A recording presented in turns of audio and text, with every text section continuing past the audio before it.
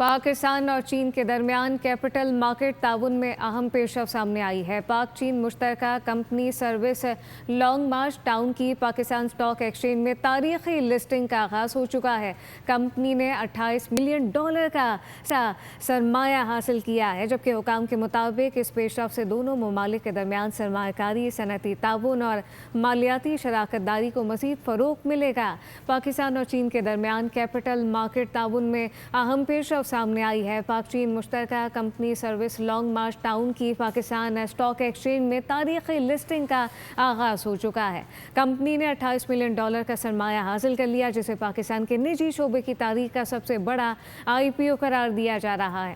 حکام کے مطابق اس پیشرفت سے دونوں ممالک کے درمیان سرمایہ کاری، صنعتی تعاون اور مالیاتی شراکت داری کو مزید تقویت ملے گی۔